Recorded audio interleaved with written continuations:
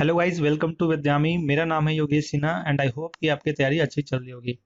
तो आज का हमारा लेक्चर रहेगा गेट क्वेश्चंस ही, और हमारा ये सिर्फ बेसिक कंसेप्ट पे रहेगा। आज हमारा पार्ट 6 है, पार्ट 5 तक हमने कर चुका है। ठीक है, तो फिर से आज हम 3 क्वेश्चन लेंगे गेट के और देखेंगे, कंसेप्ट को सीखेंगे। सो क्वेश्चन को फोड़ेंगे और एग्जाम में ना छोड़ेंगे। इसी के साथ हम शुरू करते हैं नेक्स्ट क्वेश्चन।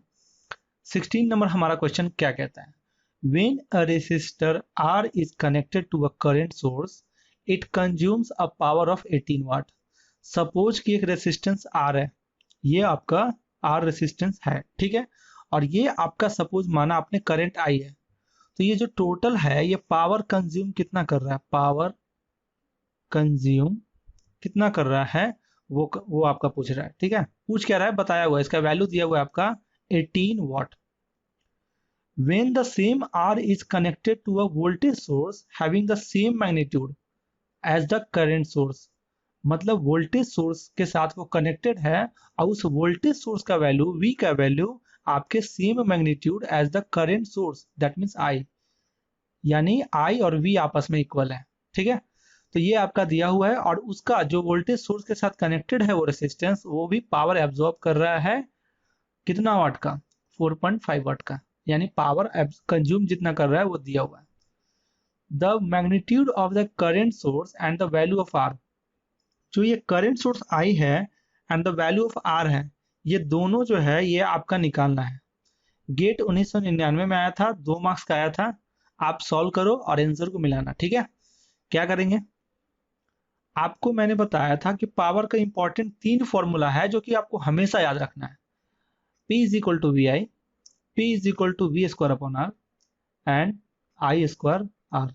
ठीक है, तो इस कंडीशन में पावर कंज्यूम कर रहा है 18 वाट का। तो पहला कंडीशन जो हमारा है उसके अकॉर्डिंग हम बनाते हैं। तो power consume is equal to, यहाँ पे आई दिया हुआ है आपका और आर दिया हुआ है, इस अकॉर्डिंग आपका फॉर्मूला यहाँ पे ये बैठेगा कि power is equal to I square R. ठीक है, तो I square R is equal to आपका दिया हुआ है कितना, 18 वाट। दूसरा इक्वेशन में आपका क्या दिया हुआ है, ये जो आपका सेकंड जो बता रहा है, when the R is connected to a voltage source, और उस वोल्टेज सोर्स का जो वैल्यू है, उसका मैग्नीट्यूड का जो वैल्यू है वो करंट सोर्स के सेम है, यानी कि आई है। यानी ये जो पावर कंज्यूम कर रहा है या पावर एब्जॉर्ब कर रहा है वी स्क्वायर अपॉन आर, क्योंकि ये वोल्टेज सोर्स के साथ कनेक्टेड है, तो वी का जो वैल्यू है वो आई के इक्वल है, that means I square upon R is equal to कितना वैल्यू दिया हुआ है, 4.5 वाट। आपको यहाँ पे अब दिख रहा है कि आपका यहाँ पे सॉल्व करना है, आई और आर निकालना है।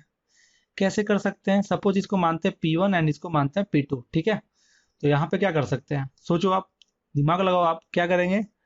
P1 एंड P2 को अगर हम मल्टीप्लाई करते हैं तो I square R into I square upon R, ये वाला एंड ये वाला मल्टीप्लाई किया हमने, तो क्या होगा, आर से आर कैंसिल हो जाएगा एंड आई के पावर 4 आ जाएगा। ठीक है, आई टू द पावर 4 आएगा, जिसका वैल्यू दिया हुआ है, कितना दिया हुआ है, 18 वाट इंटू 4.5 वाट। ठीक है, जब आप इसको सॉल्व करोगे, so I to the power 4 is equal to, इसको जब आप मल्टीप्लाई करोगे तो आएगा 81 आएगा। ठीक है, इसलिए आई आपका हो जाएगा कितना, 3। ठीक है, तो ये आपका 3 आएगा, आप कैलकुलेट कर लेना। ठीक है, ये इज इक्वल टू दिस कितना होगा, 3 टू द पावर आपका 4 ही होगा, और 4 4 इक्वल है, दैट मीन्स आई आपका 3 होगा। तो ये आपका आई आ गया 3। जब आई 3 आ गया तो हम आर इजिली निकाल सकते हैं। ठीक, कैसे, ये वाला पे वैल्यू पुट कर दीजिए, 18 watt is equal to I का स्क्वायर, दैट मीन्स 3 का square is equal to 9 into R. So R is equal to कितना आ गया, 2। अब आप आंसर मैच करो कि जहां पे करंट का वैल्यू 3 एम्पियर है एंड रेसिस्टेंस का वैल्यू कितना है, 2 ओम है। ठीक है, तो ये आपका आंसर कौन सा हो जाएगा, बी। समझ गए आप कंसेप्ट को? ओके, नेक्स्ट क्वेश्चन हम देखते हैं। नेक्स्ट क्वेश्चन क्या है कि find the value of R. ये जो आर है ये आपको निकालना है, गेट 2003 में आया था, 2 मार्क्स का आया था। खुद से सोचो, बनाओ, बनाने के बाद कमेंट में आंसर दो या फिर आप आंसर को मैच कर लो जब मैं बताने वाला हूं। ठीक है, क्या करना है, यहाँ पे आर पूछ रहा है ना, तो यहाँ आर पूछ रहा है तो कैसे निकाल सकते हैं, आप सोचो खुद से। आपके दिमाग में ज्यादातर आएगा कि 3 मैसेज दिख रहे हैं, दैट मीन्स इसको I1 मान लेते हैं, ये वाला को I1 और ये वाला I2 और ये वाला I3। तीन मैसेज बनाया, तीन इक्वेशन बनाया और तीनों इक्वेशन को सॉल्व करेंगे, बहुत टाइम कंज्यूम होगा। ठीक है, एक तो तीन इक्वेशन आप बनाइएगा तो ये तीन वेरिएबल, एक आर वेरिएबल, तो चार इक्वेशन चाहिए होगा, तो एक इक्वेशन और आप बनाओगे तो चार इक्वेशन बनाओगे और चार इक्वेशन को सॉल्व करोगे तो आपका टाइम क्या होगा, कंज्यूम होगा बहुत ज्यादा। तो यहाँ पे गेट में जब एग्जाम में आया है, इसका मतलब कुछ तो फंडा होगा कि जल्दी बन जाइए। क्या हो सकता है, खुद सोचो आप, अब अच्छे से देखना। यहाँ पे नोड है और यहाँ पे भी क्या है, नोड है। अब ये आपका रेफरेंस वोल्टेज मान लो कितना है, 0। दैट मीन्स ये आपका पूरा यहाँ तक 0 है और ये जो 100 वोल्ट है, यानी कि यहाँ पे क्योंकि कोई एलिमेंट यहाँ पे लगा नहीं है, जब एलिमेंट नहीं लगा हुआ तो यहाँ पे कितना होगा, 100 वोल्ट। यहाँ कितना होगा, ये वाला वोल्ट जो कि होगा 40 वोल्ट। ठीक है, अब आपको यहाँ पे ध्यान से देखो तो यहाँ से जो वोल्टेज है, अगर 100 माइनस 40 करेंगे तो ये वोल्टेज निकल सकता है, दिस वोल्टेज यहाँ से एंड दिस वोल्टेज। तो 100 माइनस 40 इज इक्वल टू इसके अक्रॉस कितना वोल्टेज हो सकता है, प्लस माइनस 60 वोल्ट। ठीक है, ये है आपका 100, ये है आपका 40, दैट मीन्स 60 वोल्ट। अब यहां से मैं बताऊं आपको, आप चाहो तो आप दो तरीके से सॉल्व कर सकते हो, बट जो दूसरा तरीका है वो बाद में बताऊंगा, जो कि बहुत क्विक, समझो कि आप 10 सेकंड में सॉल्व कर सकते हो इस क्वेश्चन को।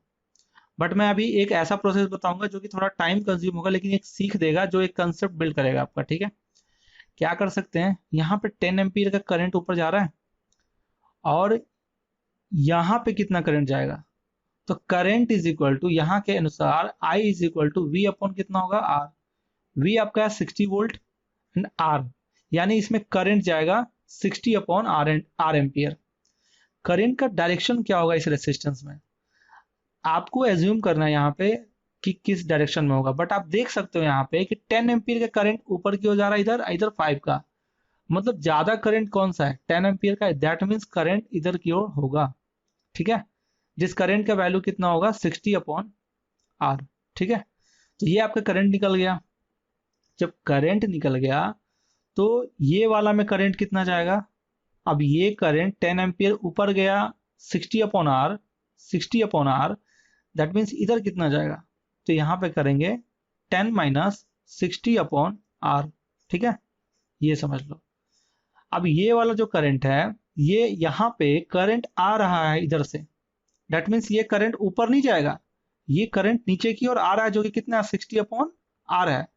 तो ये करंट एंड ये करंट दोनों समेशन करके इधर निकलेगा, जो कि कितना होगा, 5 प्लस 60 अपॉन R।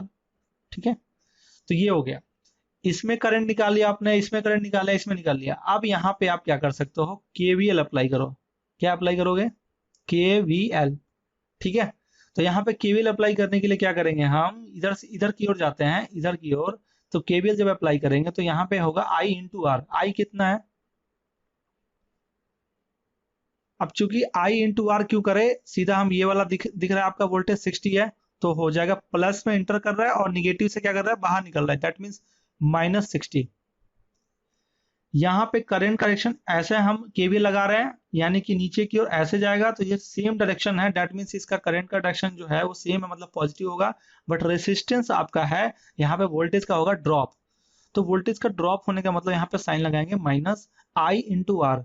आई है आपका कितना, 5 plus 60 upon R and R का वैल्यू कितना है, 1 ओम, 1।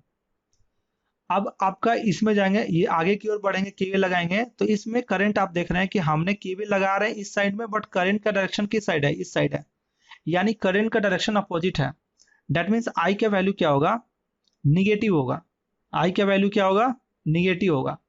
अब चूंकि रेसिस्टेंस है तो ये पे वोल्टेज का ड्रॉप होगा, यहाँ पे क्या होगा, वोल्टेज का ड्रॉप होगा, दैट मीन्स यहाँ पे निगेटिव आपको लेना है। और आई का जो वैल्यू है वो भी क्या होगा, निगेटिव, क्योंकि करंट का डायरेक्शन इधर की ओर है और हम केवीएल लगा रहे हैं इधर की ओर। That means minus 10 minus 60 upon R into कितना हो जाएगा, 4 is equal to total summation कितना होगा, 0। समझ गए आप ये कैसे हुआ, ये माइनस इसलिए लगा क्योंकि यहाँ पे रेसिस्टेंस है, यहाँ पे वोल्टेज का होगा ड्रॉप। ये माइनस इसलिए लगा क्योंकि यहाँ पे करंट का डायरेक्शन केवीएल हम इधर लगा रहे हैं, बट करंट का डायरेक्शन इधर की हो रहा है, तो अपोजिट है, इसलिए यहाँ पे माइनस लगाया। मैं डायरेक्ट प्लस कर सकता था, बट आप समझते नहीं अगर आप क्वेश्चन की प्रैक्टिस अच्छे से नहीं कर रहे हो। तो यहाँ पे आप समझ गए हो कैसे साइन लगाना है। ओके, अब आपको यहाँ पे क्या करना है, सॉल्व करना है। जब आप सॉल्व करोगे तो आर का वैल्यू जो आएगा, आर इज इक्वल टू 12 ओम आएगा। ठीक है, 12 ओम आएगा, जो कि ऑप्शन डी होगा। कितना टाइम लगा ना, हमें यहाँ पे करंट निकालना पड़ा, इसमें करंट निकालना पड़ा, इसमें करंट निकालना पड़ा, केवीएल लगाना पड़ा, बहुत सारा निकालना पड़ा। मतलब यहाँ पे हमें केसीएल अप्लाई करना पड़ा प्लस केवीएल अप्लाई करना पड़ा। क्या कोई ऐसा मेथड है जिससे हम जल्दी सॉल्व कर सकते हैं? सोचो आप क्या कर सकते हो। यहाँ पे अगर आपको दिख रहा होगा अच्छे से, तो ये है आपका 100 और ये है आपका 40 वोल्ट। मतलब इसमें वोल्टेज का कितना हो रहा है, इसमें 100 में से 40 घटाएंगे तो कितना होगा, 60।